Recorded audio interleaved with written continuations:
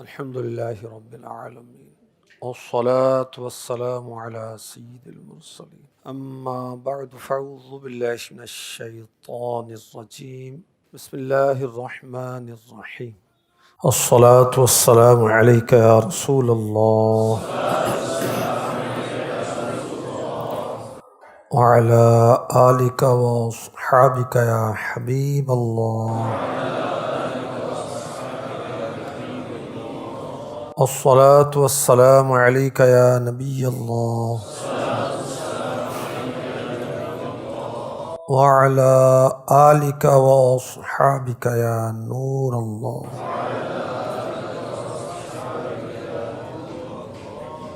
تاجدار رسالت صلی اللہ علیہ وآلہ وسلم نے ارشاد فرمایا، بے شک تمہارے نام مع شناخت یعنی شناخت کے ساتھ مجھ پر پیش کیے جاتے ہیں، لہٰذا مجھ پر خوبصورت الفاظ میں درود پاک پڑھو۔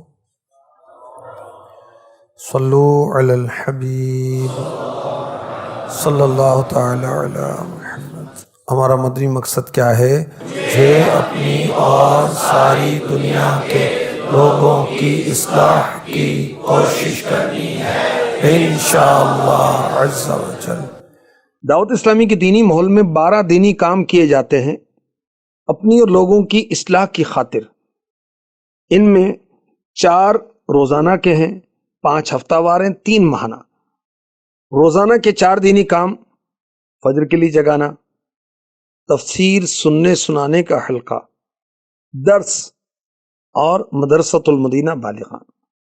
ہفتہ وار 5 دینی کام: نمبر 1 ہفتہ وار اجتماع، نمبر 2 یوم تعطیل اعتکاف، نمبر 3 ہفتہ وار مدنی مذاکرہ، 4 ہفتہ وار رسالہ مطالعہ، 5 علاقائی دورہ۔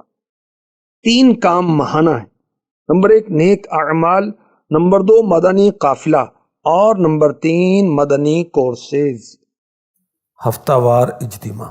ہفتہ وار اجتماع دعوت اسلامی کا اول دینی کام ہے۔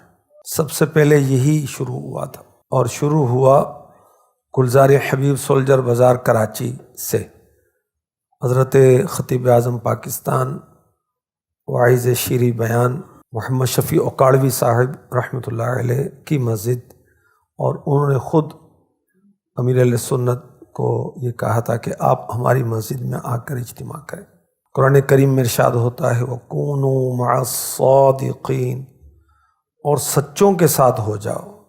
اب اس کی تفسیر میں یہ ہے کہ نیک لوگوں کی صحبت میں بیٹھے، کیونکہ صحبت کا اثر ہوگا کہ سیرت اور کردار اور ان کے اچھے اعمال دیکھ کر گناہوں سے بچنے اور نیکیاں کرنے کی توفیق ملے گی، دل کی سختی دور ہوگی، دل میں نرمی آئے گی، ایمان پر خاتمے کی فکر ہوگی، قبر و حشر کے معاملات پر غور کرنے کی سعادت ملے گی۔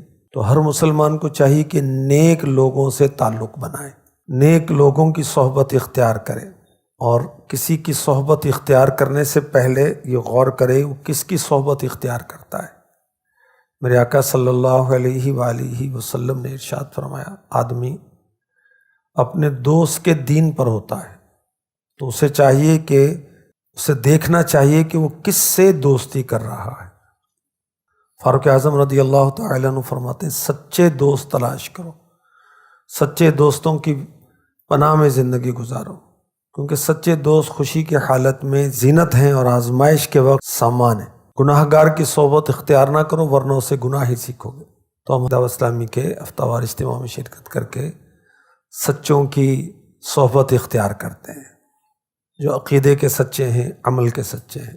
دعوت اسلامی کا ہفتہ وار اجتماع جو ہے، اس کی کوئی مثال پیارے آقا علیہ الصلوۃ والسلام یا صحابہ اکابرین سے ملتی ہے تو اس کے تعلق سے یہ بتایا جا رہا ہے کہ پیارے آقا صلی اللہ علیہ وآلہ وسلم جب کسی اہم بات کا اعلان فرماتے یا کسی خاص موقع پر نصیحت فرمانا چاہتے تو صحابہ کرام کو مسجد نبوی میں جمع ہونے کا ارشاد ہوتا۔ تو دیکھیں اجتماع کی صورت بنی نا، جہاں لوگ جمع ہوتے ہیں وہی تو اجتماع ہوتا ہے۔ یہ ہے اسلامی بھائیوں کا اجتماع نا۔ اب اسلامی بہنوں کے اجتماع کا بھی سن لیں۔ ایک صحابیہ نے عرض کی کہ مہینے ہفتے میں ایک دن ہم کو بھی عطا فرمائیں کہ ہمیں بھی آپ نصیحت فرمائیں۔ تو میرے آقا صلی اللہ علیہ وسلم نے انہیں بھی مخصوص جگہ پر مخصوص دن جمع ہونے کا حکم ارشاد فرمایا۔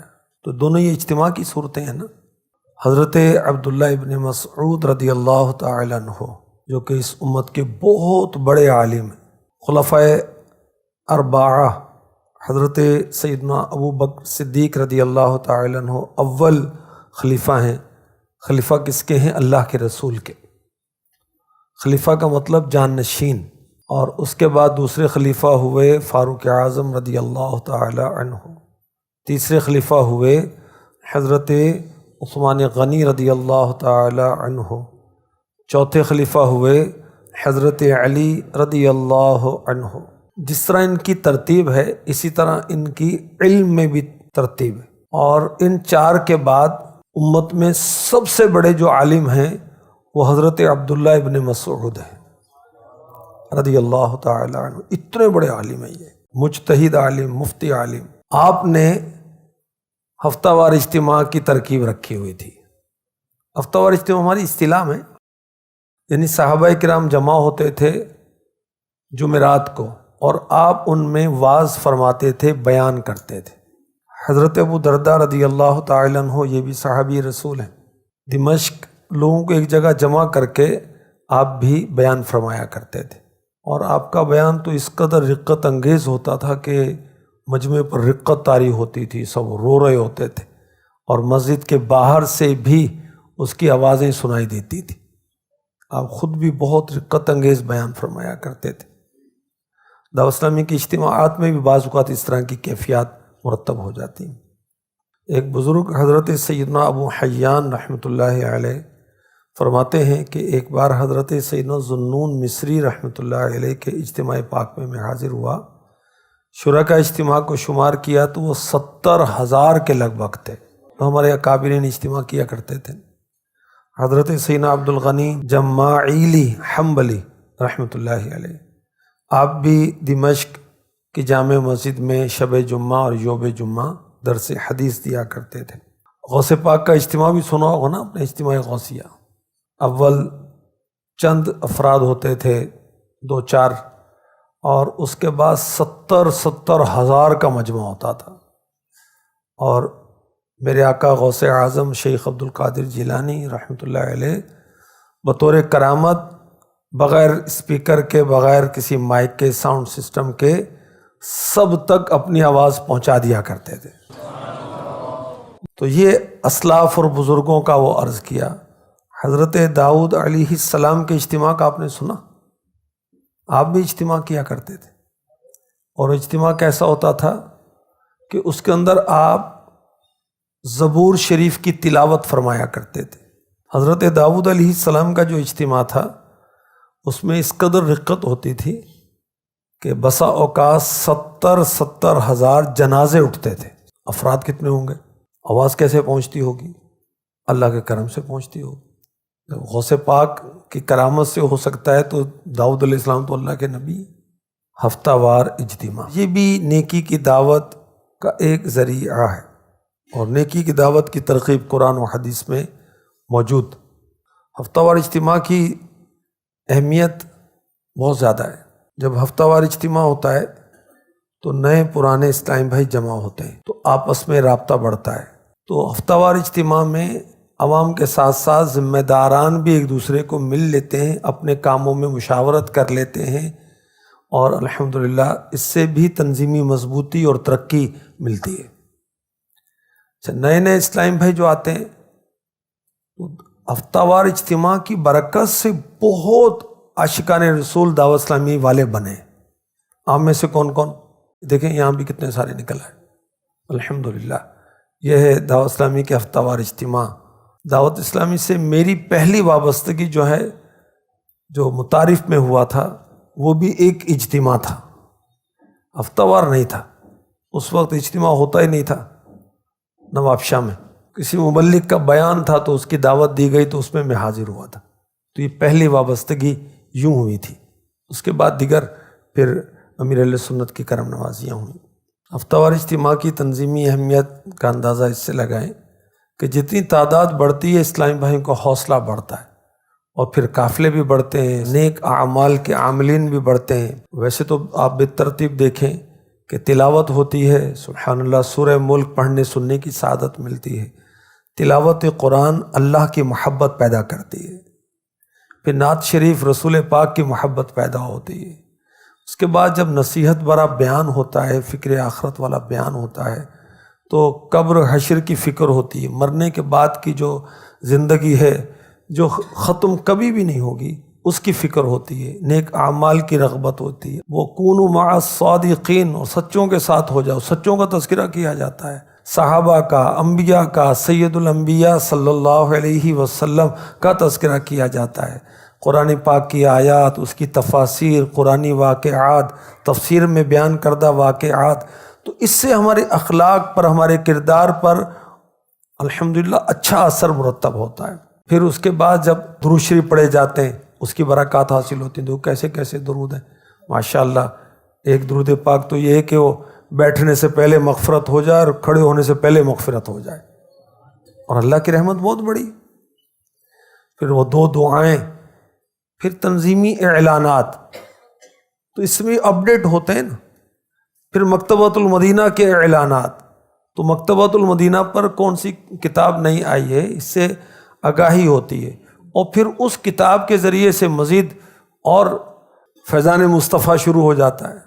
ہفتہ وار اجتماع سے لوگوں کا ذہن بنتا ہے کہ دعوت اسلامی بہت کام کر رہی ہے۔ ہفتہ وار اجتماع میں کمی ہو تو لوگ کہتے ہیں کہ دعوت اسلامی کا کام کم ہو گیا، چاہے جامعۃ المدینہ اور مدرسۃ المدینہ بناتے جائیں کتنے بھی، اور قافلوں کے بہت سفر ہو رہے ہیں، لیکن اجتماع کی کمی لوگوں پر یہ تاثر قائم کرتی ہے۔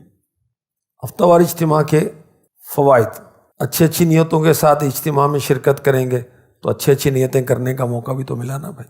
اگر جدول کے مطابق ترکیب کریں گے تو مغرب کی نماز باجماعت کتنی بڑی سعادت ہے۔ ویسے بھی پڑھتے ہوں گے بھائی، اوابین کی نماز، پھر تلاوت ہوگی سورہ ملک کی، اور سورہ ملک عذاب قبر سے بچاتی ہے۔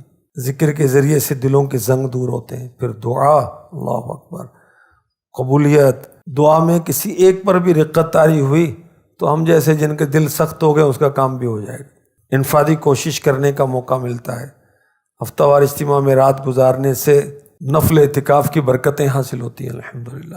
تہجد کی ترکیب بھی ہوتی ہے رات اعتکاف میں، اور تہجد تو اللہ چاہے گا تو بلا حساب جنت میں داخل کر دے گی۔ اشراق چاشت، حج عمرے کا ثواب اور گناہوں کی معافی، اور اجتماعی عبادت، یہ اجتماعی عبادت کی کیفیت ہے نا، اس سے دین کو تقویت پہنچتی ہے، اسلام کا حسن ظاہر ہوتا ہے، بزرگوں کے طریقے پر عمل ہوتا ہے، اور کتنی برکتیں الحمدللہ حاصل ہوتے ہیں اللہ اس کے رسول کے کرم سے۔ ہفتہ وار اجتماع کی مضبوطی کے تعلق سے کچھ مدنی پھول: جس شہر اور علاقے میں دینی کام جتنا زیادہ مضبوط ہوگا، ہفتہ وار اجتماع اتنا ہی مضبوط ہوگا۔ تو اپنے 12 دینی کاموں کو مضبوط کریں، ہفتہ وار اجتماع مضبوط ہو جائے گا۔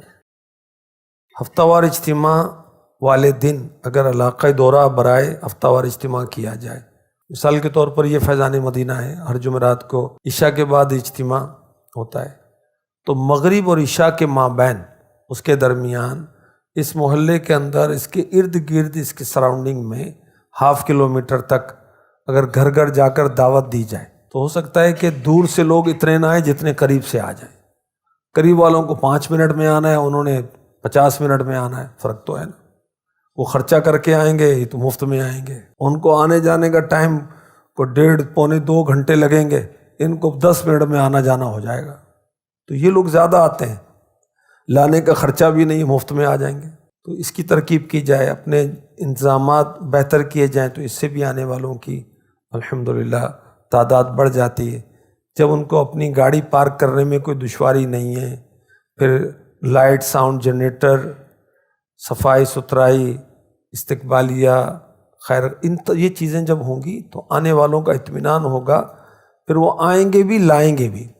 ہفتہ وار اجتماع میں مبلغین کا جدول، تلاوت، نعت، بیان، ذکر، دعا، سلام، مدنی حلقے وغیرہ، یہ ساری چیزیں جو کرنے والے ہیں پہلے سے ان کو پتہ ہو اور وہ اچھے طریقے سے کریں، اس سے بھی آنے والوں کا اطمینان ہوگا، اور آئندہ بھی اللہ چاہے گا تو وہ آئیں گے اور آتے رہیں گے۔ ہفتہ وار اجتماع کی مضبوطی کے لیے مختلف شعبوں کے جو اسٹالز ہیں وہ لگنے کا بھی طے ہے۔ ہر نگران اپنے ماتحتوں کی کارکردگی کا جائزہ لے، ویکلی ہفتہ وار اجتماع میں شرکت کا۔ واٹس ایپ گروپ کے ذریعے سے بھی ترکیب بن سکتی ہے، تو اس سے بھی جب پوچھ گچھ کا نظام رہتا ہے تو مضبوطی رہتی ہے۔ پوچھ گچھ اب ہونی ظاہر ہے کہ اخلاقی طور پر درست ہی ہونا چاہیے، سخت الفاظ، سخت جملے یہ درست نہیں۔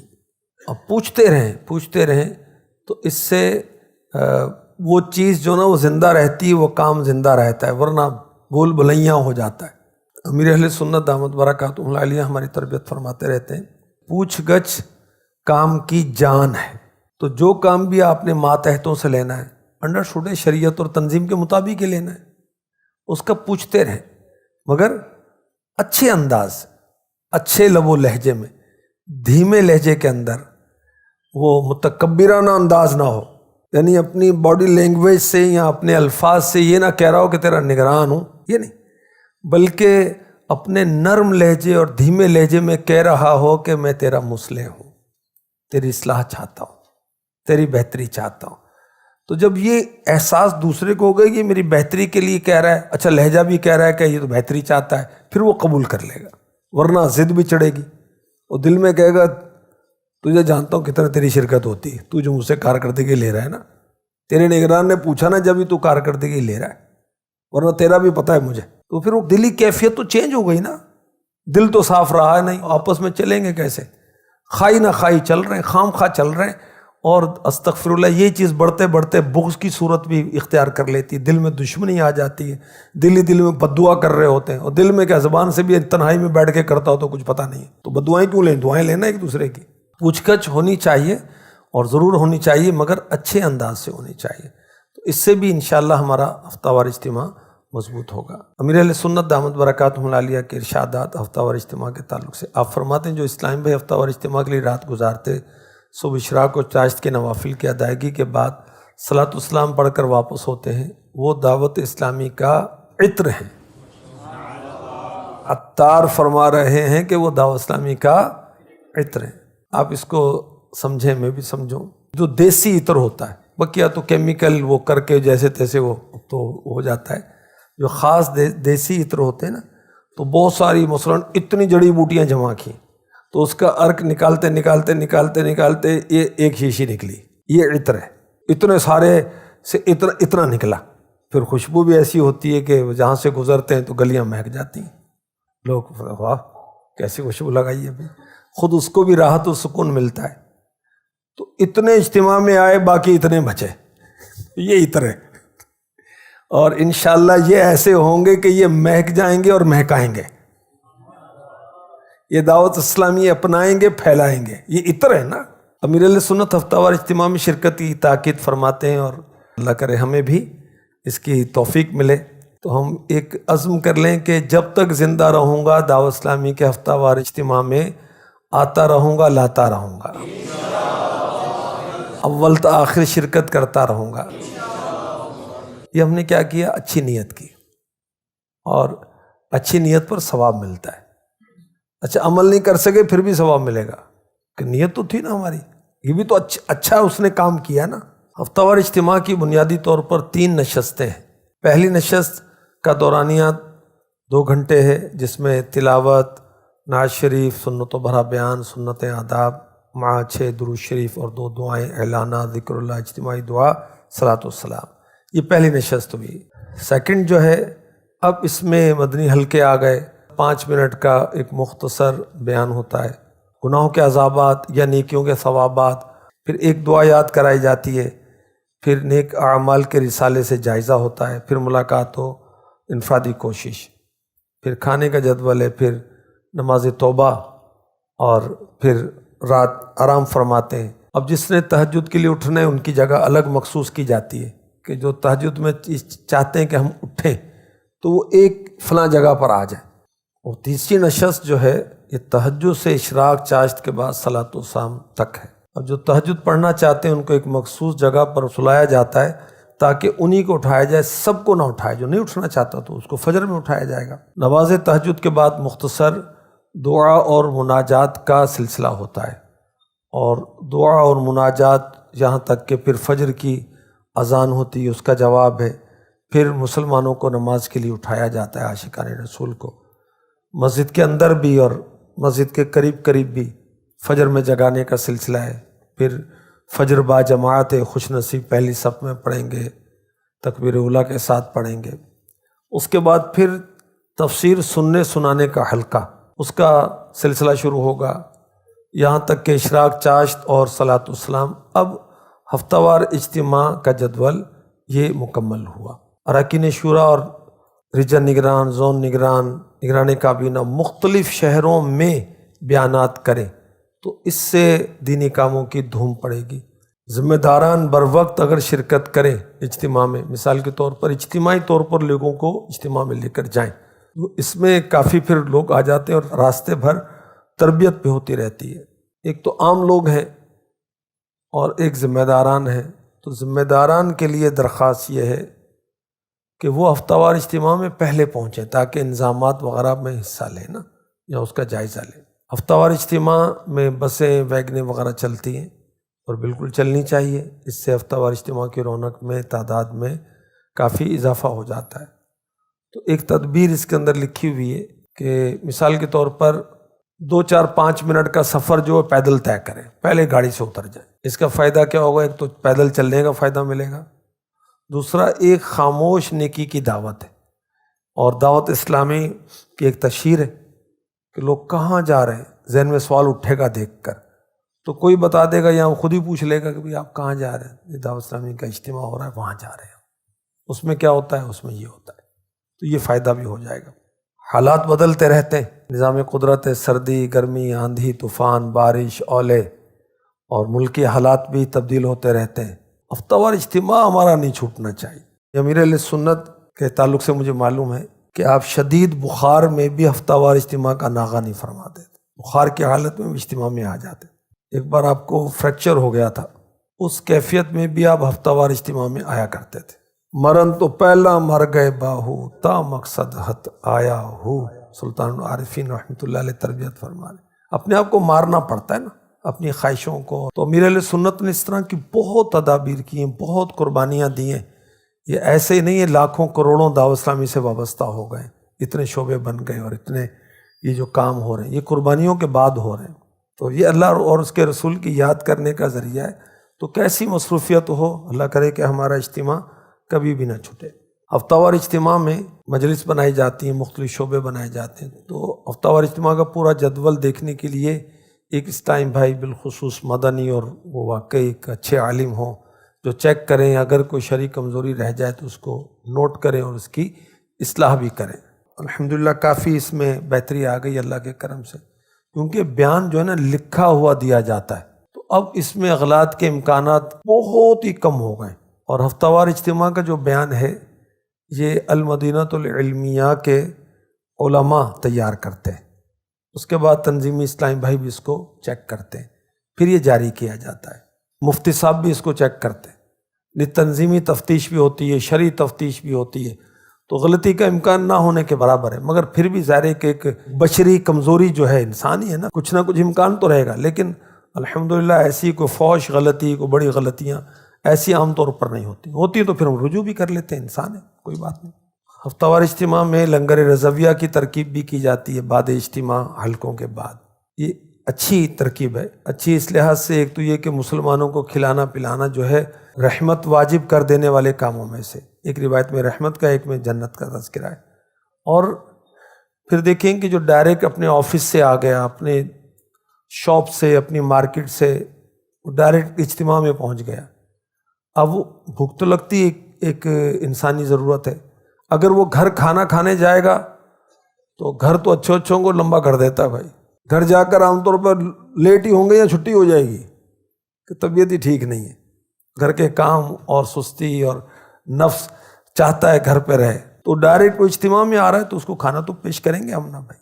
اور بعض ماشاءاللہ اسلام بھائی روزے بھی رکھتے ہیں تو ان کے لیے سحری کا بندوبست تو کریں گے، اور بالخصوص ماشاءاللہ رجب میں، شعبان میں، محرم کے پہلے عشرے میں اس کا کافی اہتمام ایک تعداد اس ٹائم بھائی کرتے ہیں۔ بیان ہفتہ وار اجتماع میں حتی الامکان کھڑے ہو کے کرنا چاہیے، صوفہ کرسی اس کا استعمال نہیں ہونا چاہیے، لیکن جو مجبور ہے وہ معذور ہے۔ بعض مبلغین اور عمر کے تقاضے بھی، جیسے اب مجھ سے نہیں کھڑا ہوا جاتا اتنی دیر بھائی، اور بیٹھ کر بھی کریں تو سمجھیں گے کہ ہمت کرتے ہیں، تو کھڑے ہو کے کیسے کریں گے؟ اور جن کے آزار نہیں ہیں تو ان کو کھڑے ہو کر ہی کرنا چاہیے، اور علماء نے یہ لکھا ہے کہ کھڑے ہو کر بیان کرنا افضل ہے۔ اللہ تعالیٰ نے اپنے حبیب صلی اللہ علیہ وسلم کو کیا ارشاد فرمایا؟ قم فانذر، اے محبوب کھڑے ہو جاؤ اور لوگوں کو ڈراؤ۔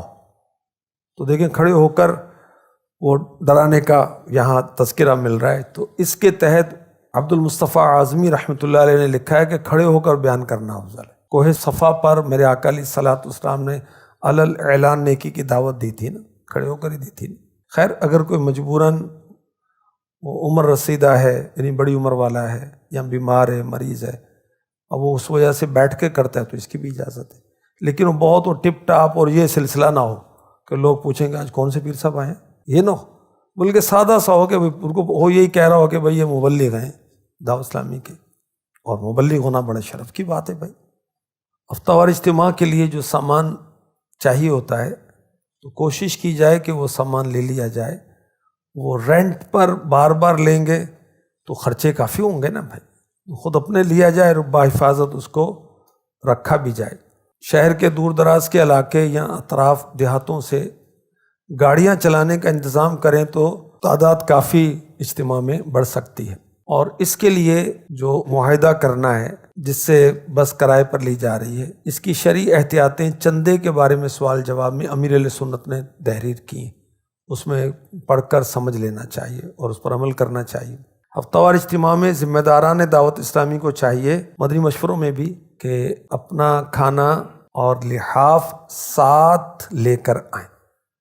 اب 500 اسلامی بھائیوں کا سنت و بھرا اجتماع ہے، اب 500 تکیے کہاں سے لائیں بھائی؟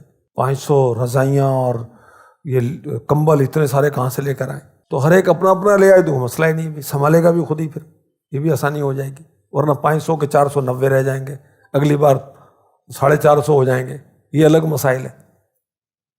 اس کا امکان ہے ادھر ادھر ہو گیا، یا کوئی دوسرا دعوت اسلامی والے تو ایسا نہیں کریں گے کہ ساتھ لے جائیں، کوئی اور لے کے چلا جائے گا، تو اپنا اپنا کھائیں گے، سنتیں پھیلائیں گے، اپنا اپنا کھائیں گے حتی الامکان۔